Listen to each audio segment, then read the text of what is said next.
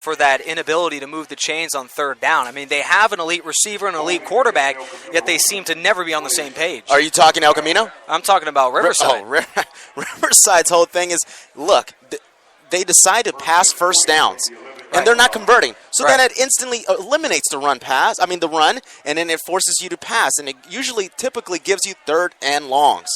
And that's been the problem with Riverside. They haven't just faced third downs, but it's been 10-plus a majority of the ball game. That running game averaging 2.8 yards a carry. Let's go El Camino now. 1st and 10. Handoff on a screen. There goes Kendall Sparks. And another flag out of nowhere is tossed onto the field.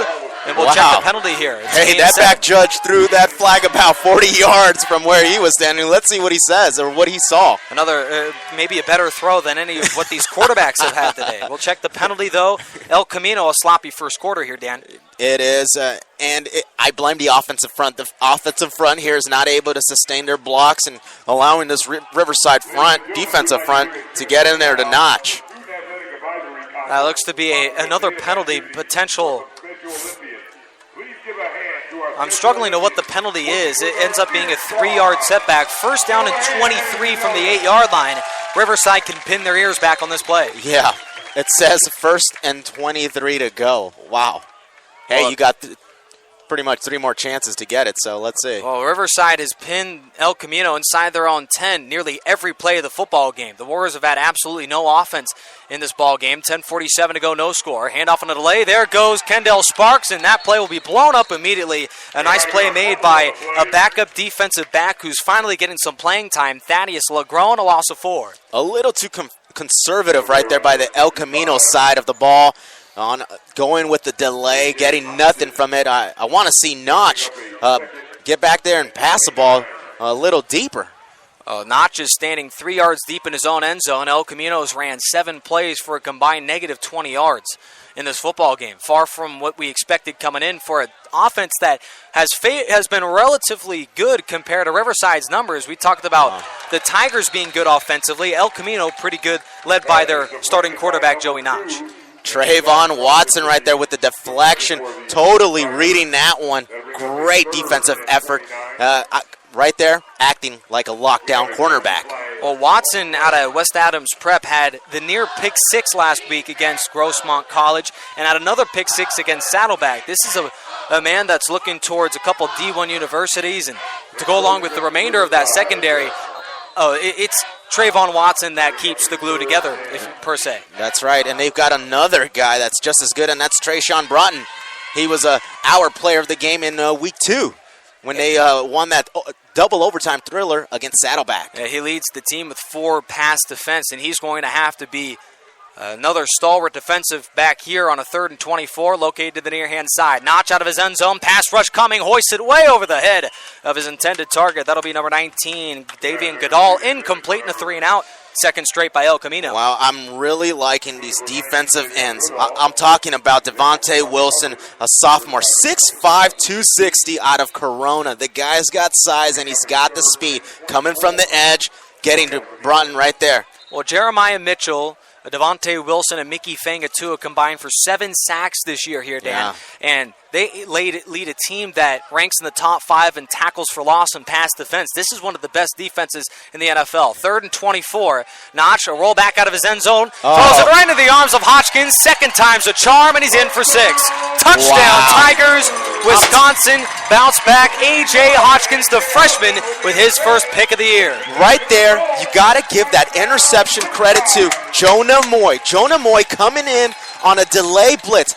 Untouched, hits the quarterback. The quarterback didn't have a chance. Notch, unfortunately, you just got through 6 points away.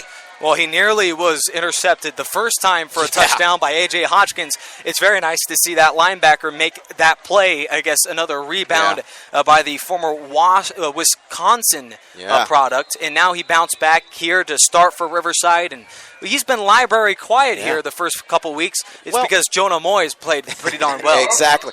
Hey, and this defense already has created 9 turnovers in this young season. 7 interceptions now caused by Riverside. Amazing. That's really good right there.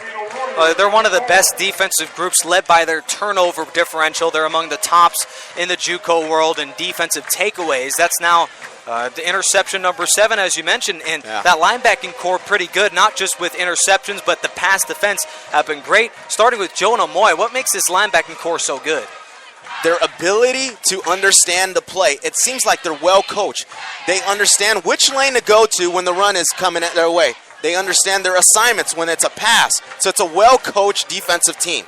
It's led by James Cook, the defensive coordinator for Riverside. He's not just the D coordinator, but he also is in charge of all recruiting opportunities for the Tigers, and he's done a fantastic job because every linebacker on his defense is a bounce back from a university or has a elite D1 offer on the table for them. Hey, as good as this defensive team is, they're going to need help. They need help from the offensive side. This offense, if they solve the quarterback situation, hey, it's back to being a top 5 team for Riverside. I haven't seen a bigger discrepancy in offense versus defense since the 2000 Baltimore Ravens. That's a good one. This reminds me of that football team, 7-0 led by the defense here with 9:55 to go first quarter. It is the 16th non-offensive point that Riverside has tallied this season.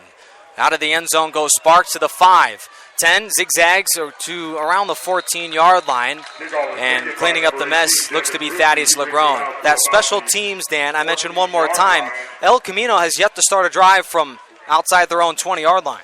Right. I mean, hey, give credit to the kicker, Jimmy Camacho. I mean, this is a guy who hasn't missed an extra point. He's only missed 1 field goal. He's 3 of 4 from field goals outside the extra point side. So, hey, give credit to the kicker. Well, he's kicking them deep. When you add the kicker Camacho and the punter, that's Anthony Zamora, this is a ball club that ranks in the top 3 in special teams. You have a punter that's ranks number 2 in punting and a top 5 kicker as well. This is a well-coached, you mentioned defense. How about that special teams? Riverside looking to pin their ears back, up by 7, 9:50 to play. There goes a screen pass. It's out to Michael Simmons for a gain of 7.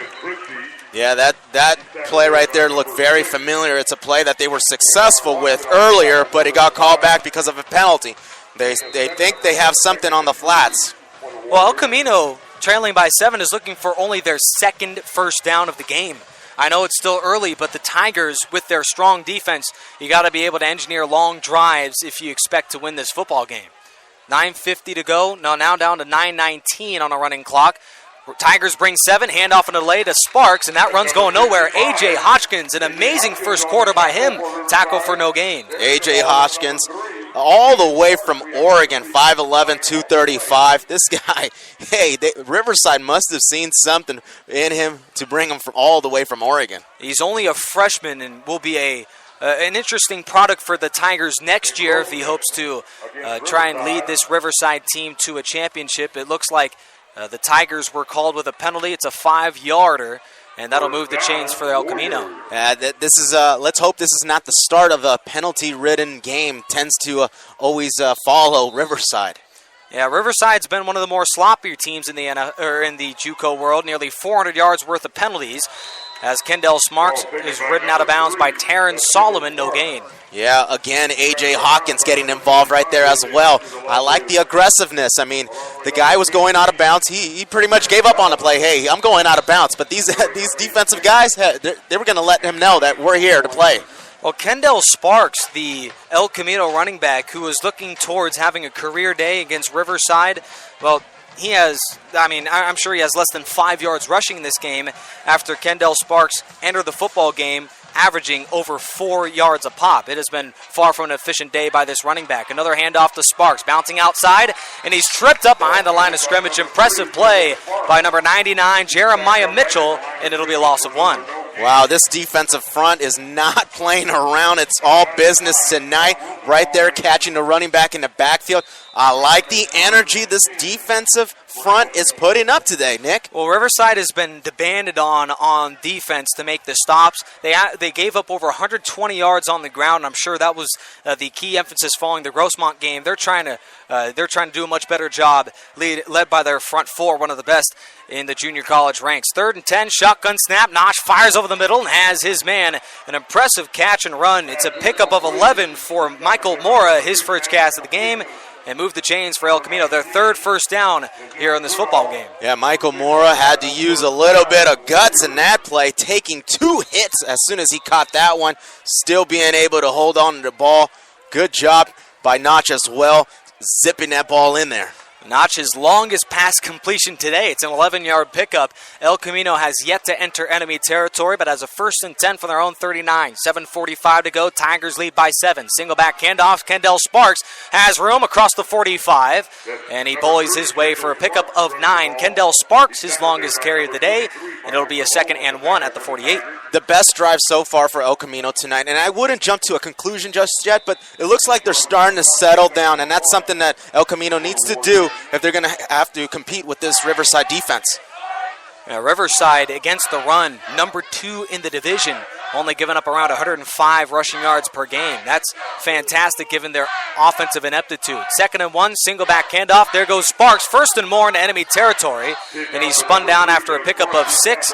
And Dan, A.J. Hodgkins in the play again. Yeah, A.J. Hodgkins definitely in the play, but right there, Riverside deciding to go with a middle linebacker blitz. 2 middle linebackers came in from the middle, and the pitch to the outside, to the far side, really working there. Perfectly designed against that type of a defensive play. Well, Nolan Esser-Mora is into the game for the Tigers at defensive end here for Riverside. It's a 1st and 10, the first play of the day for El Camino in enemy territory. They trail by 7. Shotgun snap, fans it out to his backup halfback. That'll be number 24 for El Camino.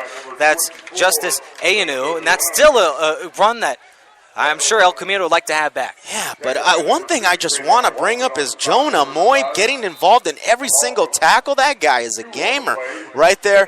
They wanted to go to the swing pass to the near side, not working. And this defensive team is swarming the ball. Good job. This is a team that looks so competitive following the loss. They look like a ball club ready to play and ready to make an impact. Tom Kraft knows how to get his crew ready for conference play. He's 21-1 lifetime record in the history of the Kraft era against teams in the conference. Notch swings it out to his backup halfback. That'll be Justice Ayanu again. And after the catch for a loss of 2, another incomplete pass. Notch facing a 3rd and 12. The Riverside Tigers' theme tonight, it seems like we're going to bring the blitz. Right there, Notch gets disrupted, trying to throw that running back screen floating pass, but that got blown up instantly. Well, Joey Notch, the quarterback for El Camino, averaging 65% completions heading in, and I'm sure he's under 50% here today. Riverside's done a fantastic job. 3rd and 12, Tigers lead by 7. Shotgun snap, Notch rolls out of the pocket, pass rush coming, hangs the ball in the air and over the head of his intended target, Bruce. And that'll be a 3 and out following 2 first downs by El Camino. Hey, I keep raving about this defense, but they've got to be given credit. They're really hungry. Right there, they bring in 8 blitzing players. So they're at lockdown man-to-man, and they're doing their jobs, locking up those wide receivers. Notch just throwing that ball up for grabs. Fortunately for Notch, it was just thrown out of bounds. Yeah, see, that was the question that I had on the defensive end. Why in the world aren't we blitzing more? This is a front 7 for Riverside that's among the best. Yeah, this 4-man front of Riverside is super strong. You give them some backup, blitzing some linebackers, now you've got a powerful 8-man front. Well, Riverside has forced 3 punts for the Warriors, but this time it's their best. Michael Stallone signals fair catch, and it's made at their own 6-yard line. I kind of disagree with them catching that ball inside the 5-yard line. Well, spotted at about the 6-7 yard line, but I would have let that one roll. I mean, especially with number 17 in the game, Nicholas King, a guy who's barely getting his second possession in. Well, I'd like to see him with a little bit more better field position. Yeah, with the bad field position, they will put in Kelly Helinski, who got an offer from Maryland University, if I haven't mentioned already. His first offer as a member of the Tigers this year, one of, I'm sure, many more. Handoff on a pistol set. There goes Foster, bouncing outside. Pinballs off of would-be tackles, and that play gains about 2. Yeah, and exactly what they're averaging per rush this season, 2 yards. Right. Foster, I would like to see him get so much more involved. William Van Smorenberg is down and hurt. He's our starting center for Riverside, and into the game is Christian Mora, Vista Marietta product. Tigers lead 7-0 with 5:40 to go first quarter. This offense continuing to lull its way into the first quarter break. Yeah, and part of the reason is first downs. There is no first down efficiency. As soon as you get onto that field, you want to get a big pop. You want to get 4 to 5 yards a pop, and setting yourself up for that second down. That short yardage second down opens up the playbook. You throw everything at El Camino in that situation, but when it's second and long, you kind of cut that playbook in half. You kind of start looking